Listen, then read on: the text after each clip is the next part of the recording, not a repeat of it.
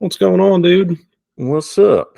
Mm, I'm just taking a fine sip of a coffee stout here as we dive into some football stuff, and we had a lot of actions. Really, it's weird. I mean, um, trades and whatever, and I guess we try to focus on Eagles stuff first and foremost. I guess we should probably discuss the Hassan Reddick trade kind of up front here. I, Look, he requested it.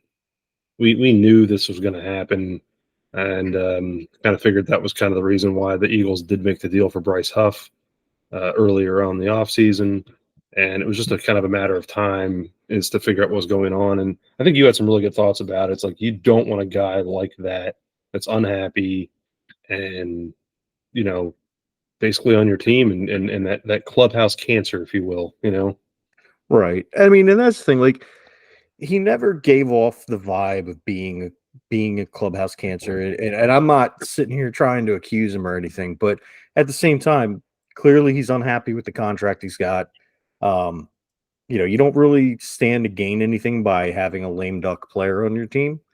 It'd be one thing if he was on like a 1 year prove it deal, but he's clearly not happy with the situation, and it seemed like he wanted out. He did come out and clarify. He said, "I didn't demand a trade," Hmm. but dude, we know what the whole situation is. You want to either get paid or you want out, Right. and so.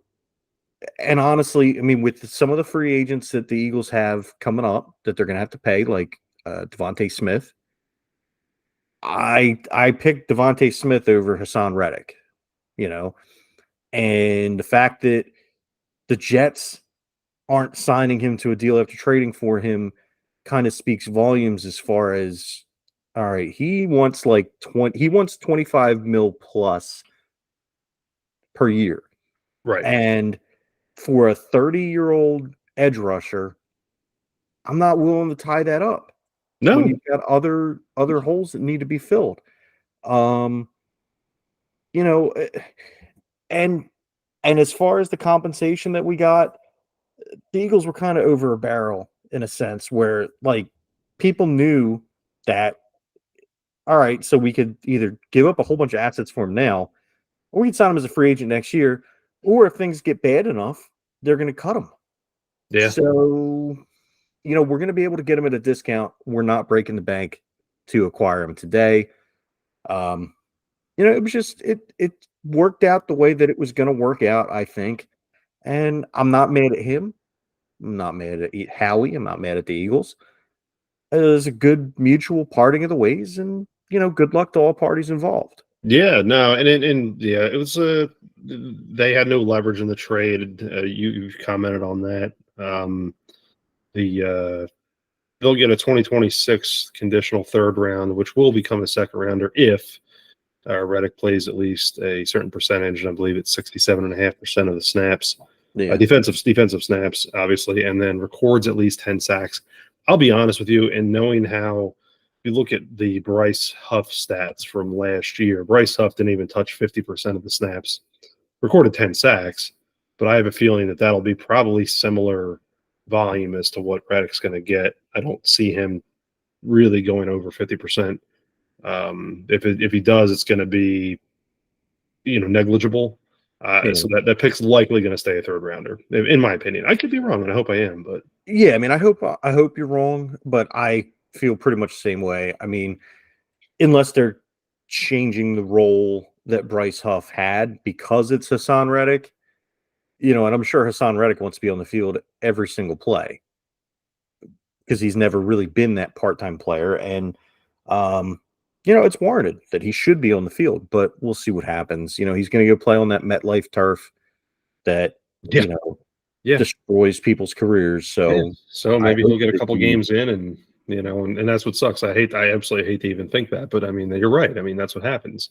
yeah, But speaking of another, you already mentioned Devontae Smith. The Eagles are going to have to pay him here sometime in the near future. We had a major wide receiver trade today with one Stephon Diggs going from the Bills to the Texans, and I don't know. The Bills right now are just down to basically Dalton Kincaid Dawson Knox is still there, I guess, and then Yeah. you have Khalil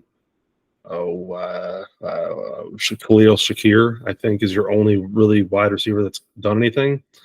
Yeah. I believe they have Curtis Samuel rostered as well, for what that's worth. I mean, they could sign To. He's available. If he signs to the veteran minimum, they could actually afford him. But this was a crazy trade. So the return the Bills got basically was a 2025 second rounder, and the Bills sent two other draft picks. There was a 24 and a 25 in different rounds going back to the Texans. So it's just crazy to me to cough up a couple draft picks and a star wideout for a second rounder. And then, which we've commented about this off pod already, there's no room. Like, who are they going to pay? And I just, just to break my own arm, patting myself on the back, I did call this one last season, the beginning of the 2023 season. I said, look, man, there's some acrimony going there. I said the Bills are going to go as far as that marriage between Josh Allen and Stephon Diggs carries them. And the rift started, and it got worse as the season went on, and it results in a trade this year. So now I told you so, but I told you so. The depth that the Texans have at wide receiver is absolutely insane. Oh, dude, they're disgusting. The rich get richer. Now Diggs up top, obviously, but Nico Collins and Tank Dell were just absolute studs last year. And they got John Mechie the third. Yep, Mechie. Noah Brown, I believe he's still there. Their offense is stacked. And then as much as I hate him, they got Joe Mixon. Yeah, it's ridiculous. They're going to make a run, and I think it'll go deep, assuming everyone stays healthy there, because CJ Stroud is the real deal. Yeah. They re-signed Derek Barnett too. Let's see. They're sitting. Where are they here? Houston has $12 million left in under the salary cap to play with. Buffalo has $4 million. Golly, that's Buffalo terrible. Is one of, let's see, 1, 2, 3, 4, 8, 9, 10, 11, 12. 12 teams in the league that are in single digits with cap space, whereas the Eagles have 32 million cap space. So the Jets and Tampa are your big losers with only 2 million in cap space. Let's see. Dallas has 6 million. Where's the Giants? Giants have 8. And then it's us and Washington are the only two in the NFC East that have double digits. And Washington has 43 million under the cap. With and I'll tell you what, they've made some moves this year that are kind of impressive. It's clear they're telegraphing they're going after a quarterback in the first round, or they're going to make some kind of big trade at the draft to get their starting quarterback. I don't think Mariota is going into the season as the starter. No, Sam Howell. They're definitely going after quarterback. Yeah, they will for sure.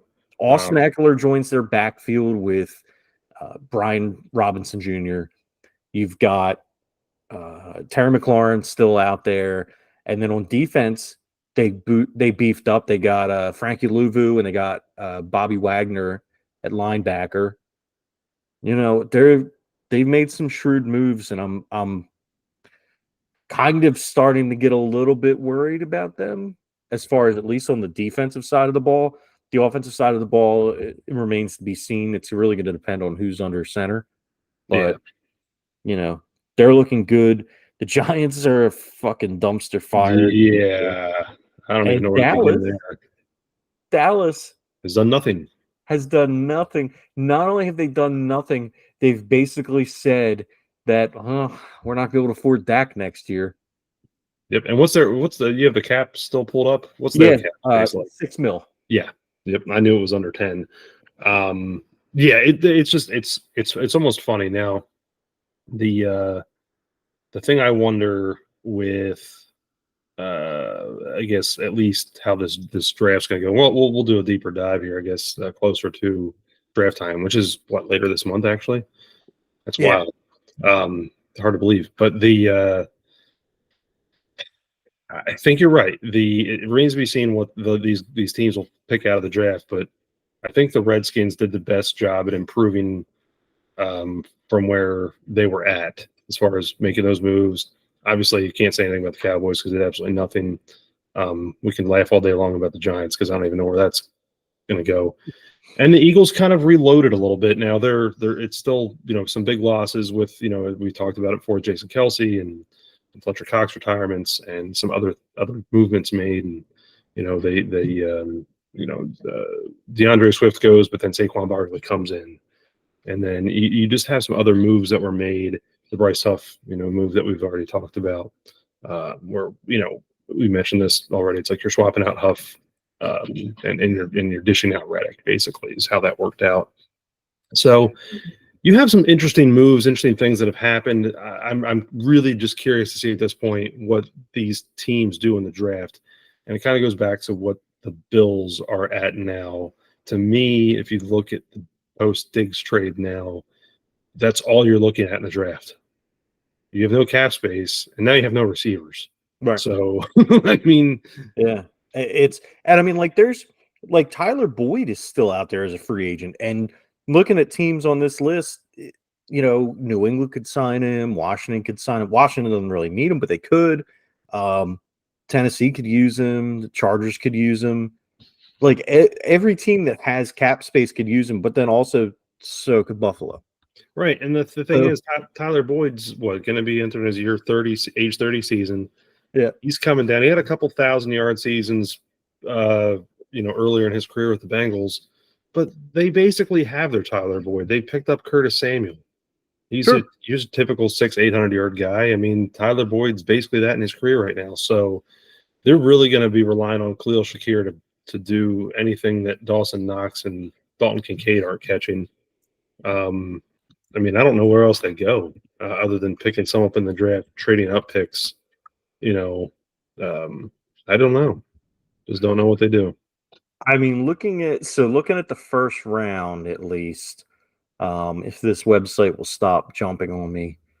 Let's see. Buffalo doesn't pick until 28 in the first round.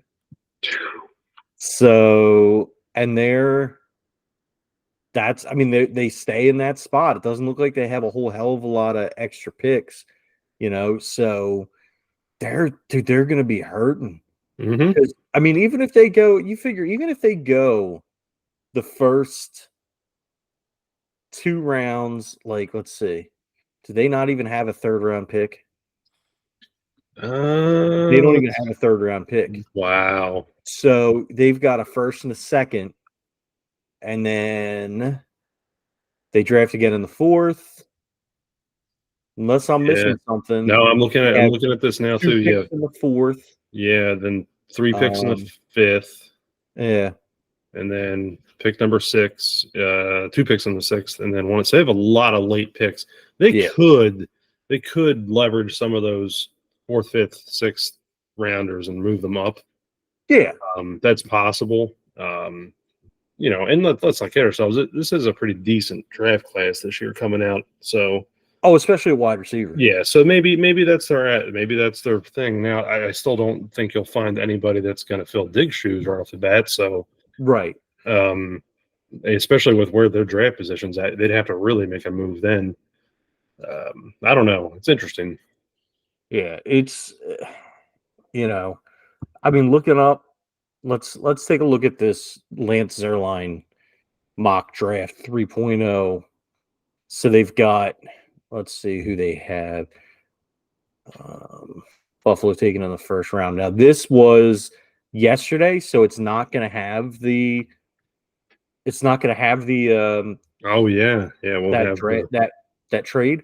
But it does say the departure of Gabe Davis stings left after the Bills add a faster vertical threat with a higher floor in Adonai Mitchell, wide receiver from Texas. Oh, okay, so they're already speculating that anyway, just based off Gabe Davis. Well, that really ramps up now. Oh yeah. So, now here's my question for you. So they have the Eagles actually taking Nate Wiggins, cornerback from our Clemson Tigers, at 22.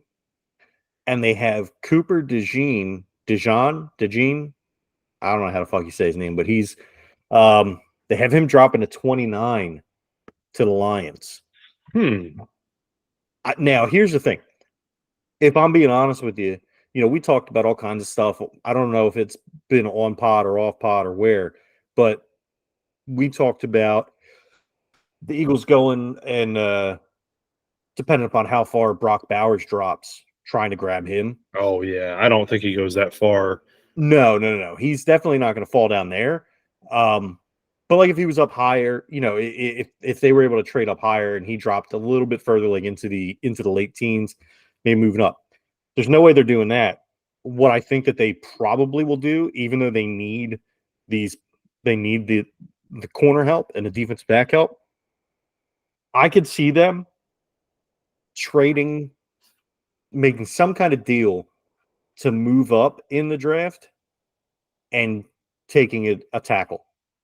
Yeah, I can see that. Tackle, I would say probably a tackle, because you never take an interior offensive lineman high in the draft. You can always get them lower. It's very odd to see a team trade up and then grab like a guard, and it's unheard of for a center, right? For the most part. Now, Tyler Linderbaum and a couple other guys being the exceptions, but I could definitely see them taking a tackle, like trying to trade up, get a tackle.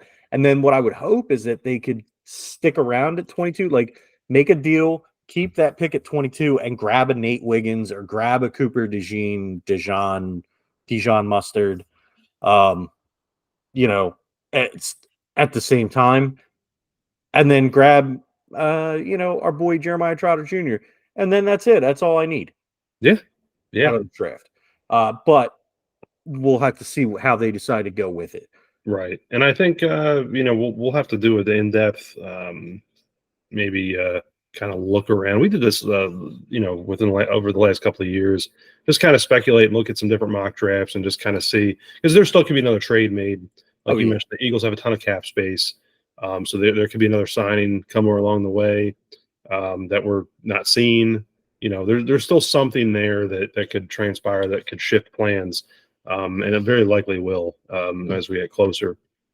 But in other wide receiver news, we had the craziness with Rashee Rice from the Chiefs, and that's just a whole, I don't even know, can of worms to even get into that one. But yeah, I mean, and now correct me if I'm wrong. So what happened is there was a vehicle that was registered to him was involved in a traffic fatality due to racing, and then the operator and another passenger were seen fleeing the scene, but they haven't been able to necessarily say, oh yeah, it was him that was driving it.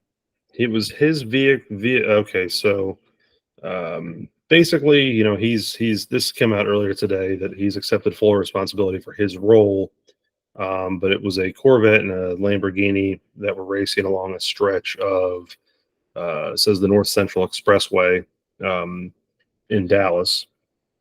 But the said that the Lamborghini, I don't know how to say, I'll butcher this, the Urus, URUS, that Rice was the one that was renting it at the sum of $10,000 a month. And he was the only. Yeah, and he was the only one contractually allowed to drive it. Now, obviously, we all know how that works with rental cars.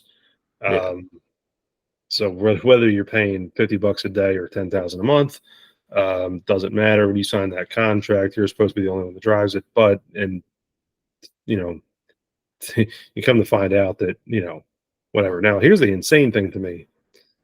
I didn't even realize the guy's an NFL player, but he's 22 years old. Most people can't even rent a car until they're 25. Yeah. I mean, I guess if you've got that kind of money, and let's face it. Look, he's paying that much a month. He's essentially leasing it. Yeah. So he probably went to a dealership. I don't know of any, he's not going to Hertz and renting a car from like No, a no. Lamborghini from Hertz. I laughed at that whenever I saw that. I was like, Yeah. oh, I'm sorry, he's 23, not 22. Well, Yeah. Ooh. But no, so who knows? I guess he is cooperating now. I don't know that what comes of this. I'm sure there'll be some kind of NFL suspension on this and whatever other slap on the wrist he's going to get. I really don't know what the outcome's going to be, but what a just messed up, convoluted. It's like, look, dude, you were just won a Super Bowl in your first run there, first year with the Chiefs. Like, come on, really? Like, let's not be stupid here. yeah, What regardless of what the level of involvement was, whether you're behind the wheel or not, right. that's just you're just being dumb now. Well, speaking of the Chiefs, one Mr. Carson Wentz is now the backup to Patrick Mahomes. Oh, is that where he went? I wasn't even paying attention. Yeah, he just signed with them yesterday. Wow. Well, good for him. So I'm just pretty funny that he's still in the league. I think it's pretty funny that he's, more than likely now going to get his second Super Bowl ring. Hey, you're right. Without ever having touched the football. Yeah, without having to even play a postseason game, he's going to get his second Super Bowl ring. So, okay, now here, hold on, because you know how this is going to play out, right? So Mahomes is going to go down in like week 13 or 14, and they'll have been riding high, but Wentz will take them all the way to the Super Bowl, and they're going to win because that's how his story is going to be finished. Because it's all scripted. Yeah, so he's got to do the Nick Foles. Yeah, they'll run the KC special. Exactly. Yep. Yeah. Yep. That's exactly how it's going to go. Yeah. Now that's just funny to say. I know he's been kicked around so many different times now. At this point, it's just almost hysterical to see. I don't know. I guess back up in Kansas City. I mean, really? Yeah. I don't know. Well, I don't know. Yeah, we'll have to see how it plays out. But good for him. He's there. Yeah, Buccaneers signed Randy Gregory, so that I know Randy Gregory's coming toward the end now. They were needing an edge rusher, so they grabbed him up.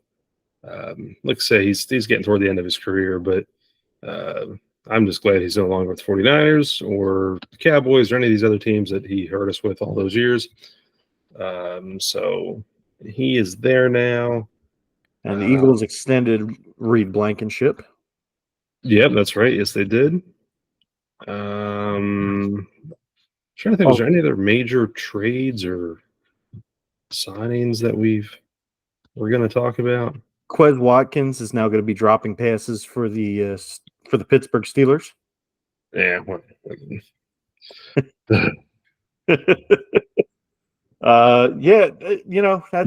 That's pretty much it. Wait, who else did the Steelers get? I feel like the Steelers got somebody else. Oh well, other than the Russell Wilson, Justin Fields stuff. No, they remember because they signed Cordarrelle Patterson, but I feel like they got somebody else too. Let me look it up real quick. Yeah, that's one thing. Okay, so yeah, we really haven't dove into that one, but the NFL has decided to adopt a very XFL, UFL, whatever you want to call it now, style of a kickoff. So, and then I know you had commented to me immediately. It's like, okay, yep, Steelers are going to go sign Patterson. So, yeah. And we talked about that previously, but it's just one of those funny things. It's like, wait a minute, now who these teams are going to go out and sign? I can't find who it was. I thought they had gotten somebody else recently, but people of note, they signed former Eagle punter Cameron Johnston to a 3-year deal. Wow. So he was really good for us. Yeah, maybe that was one you're thinking of. No, I mean that definitely was not, but All right, so we've devoted too much time to Schittsburg here. So We do have some other football stuff, though. And Yeah. before we get into the NCAA stuff, though, I do want to say that the United Football League has kicked off. That's the combo of the USFL and XFL. Um, I really haven't followed along a ton as to what happened, other than I saw that the Battlehawks lost. That was really the only one I was Yeah. paying attention So to. who did the Battlehawks played Detroit? I forget who Detroit is. They're like the Battle Cats or something like that, or the War Yeah, I'm pulling it Cats up or real quick. I the will say Thundercats. this. It might be the Thundercats. I don't know. Let's see. I'm pulling up the scores from week 1 just out of Yeah. curiosity. Um, Because they decided to troll the Battlehawks decided to troll the Detroit team on Twitter, and they were up like huge at the half, and then they ended up losing.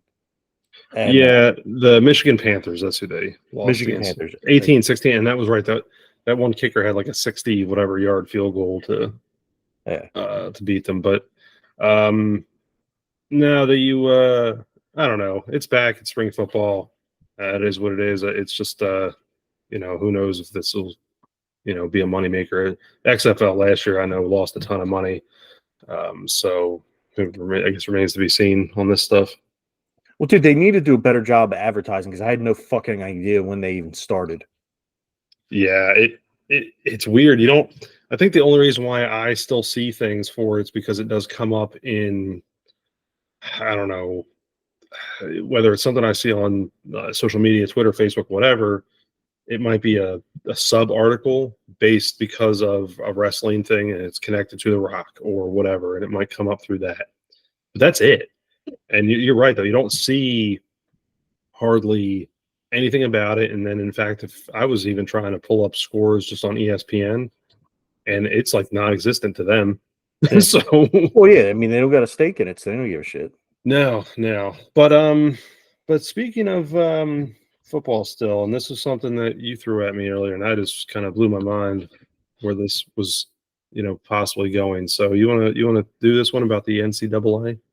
Yeah, so they're thinking about NCAA no more, and what they want to do is do like a 70-team league where you've got your standard, big time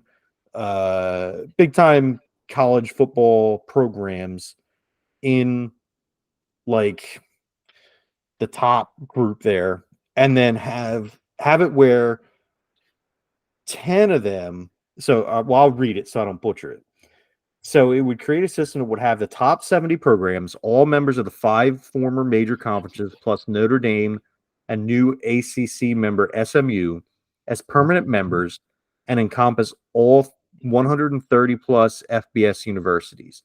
The perpetual members would be in 7 10-team divisions, joined by an 8th division of teams that would be promoted from the second tier. So it's kind of like soccer over in England and in Europe and stuff, where they have these. If you perform to a certain standard, you get promoted to the big leagues. Mm-hmm. And if you suck, you drop out of the big league and you get replaced by a more deserving team from the lower league. So I think that's really cool. And that gives other teams a chance to get this national exposure and to generate more interest and generate more revenue.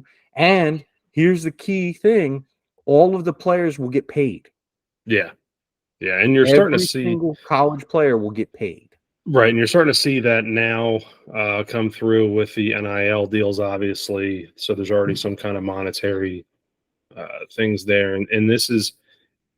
I really got to thinking about this based off one aspect, and looking at positional players, and particularly the running back, because this is something we've talked about on here before, where running backs basically have a shelf life, good ones anyway, 6-8 years. And then maybe sometimes 10 if we're lucky, and then every once in a blue moon you'll get a Jerome Bettis. But seriously, and so now if you can be doing that when you're in college and making some money doing that, then maybe you don't have to worry about it beyond hey, I'm only going to have 3-4 years doing this in the NFL. So it's interesting because it does create almost a true minor league system, if you will, not Right. necessarily tied to NFL franchises the way baseball would have it for their minor league teams, but just that feeder that obviously that's what it is now, but it, just the ability to control it better, make sure these people are paid, and if the format is you're right. I mean, it is the European football format. I love that, and yeah, if you suck, then you know you're out. I mean, and if you're performing well, then you get bumped up. I like that. I like that a lot. I think you could see certain colleges, really surprise. Um, I don't know. It's interesting. It's wonder what this is. What kind of teeth this really has at this point. I don't know, and that's the thing though. It's being recommended by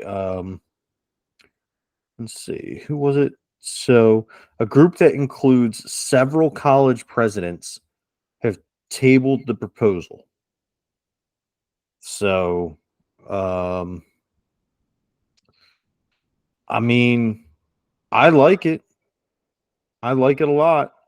And it would, so the other thing that they're saying hopes to happen is that they, with this, it should be, it should allow for more of a collective bargaining for the players. Yeah, yeah, And it would allow them to allow the college football teams themselves to kind of avoid antitrust issues that have kind of not let them enforce their own rules, the NCAA, that is. right. And then it could put into place a transfer portal, salary structure rules, and all that stuff that could be bargained out. Yeah, And it could be more benefit. It'll be more benefit. Here's the deal. At the end of the day, it's more beneficial for both. It's both beneficial for both sides. I think more beneficial for the players, but the colleges definitely see benefits in it. Otherwise, they wouldn't even be thinking about it. exactly. Oh yeah, because there's gonna be a lot of money made. Yeah, Yeah, that's what they. That's really at the end of the day. That's what we're seeing here. But look, we have some of these college man. They're turning out 100,000 plus fans a game, which is crazy. right. There it's a huge market. It's not. I can't say it's untapped. It's certainly tapped, but you can tap it for more. But you can make it better for a lot of people involved. And like I said, I think that's why just thinking about this, I look at the running back because I know that's been a big complaint about, well, we don't get paid enough and blah, blah, blah, and all this stuff. I was like, well, now look, now you've got an extra window here to make some cash, and maybe that would quell some of your concerns. Probably not, because people are greedy, but I think it would be at least it's one thing to look at. Right. It's like, hey, now you have a longer window to make money rather than just this, you know, small set in the NFL. Even if you even get that far, Right. you know. Right. No, absolutely. But the interesting thing would be, it's like, what kind of salaries are we talking about here? So to me, it would be like XFL type stuff, but with that many Yeah. people, I mean, I mean, that's the thing. You got to look at now. Is this going to reduce the roster size for the colleges? Um, Maybe, because now you're paying. Yeah, I would imagine it's more than the $600 or whatever they get now. yeah, Um, you get two free I was copies. thinking I was thinking the NCAA. I'm like, I'd Right. imagine it's more than like the $600 and a copy of NCAA football that you get now. But no, I forgot that they get. You get two free copies now. Hey, there you go. Shit, one for you, one for a friend. You can sell it to them. You take it to GameStop and get 5 cents for it. No, it's interesting. It really is. And I'm really curious to see, just in the one article of Bleacher Report that talks about it. I'm really kind of curious to see if this at least kind of starts a conversation and to changing some other things. So regardless if this all comes to fruition or not, maybe it'll change something. So I'm just kind of curious to see that play through. Um, but was there anything else football related, or was that it?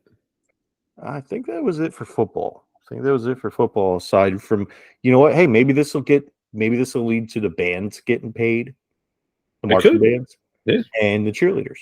Hey, it Which very well could. I'm all for that too. I mean, obviously, it's gonna, there has to be a where do we stop? But Right. I mean, I figured, look, it's all part of football, right? Yeah. So you pay everybody involved. Yeah. No. But who am I? Yeah. Trying to think if we have anything else to touch on sports wise real quick here. What else do you got? Joel Embiid came back. Yeah, Embiid's back. The Flyers have the tallest goalie in the NHL, That's something. and Bryce finally broke off the schneid and hit 3 home runs and 3 at bats. Yeah, he went bananas yesterday. Yeah. Including a grand slam. It's good to see. Unfortunately, they couldn't hold it tonight, but Nope. the weather was crap. Tonight. I mean, it was But, like a 3-hour rain delay, whatever. So I mean, come on. oh yeah. Yeah. But aside from that, the only thing I can think of is fuck Dallas and fuck the Braves and the Mets.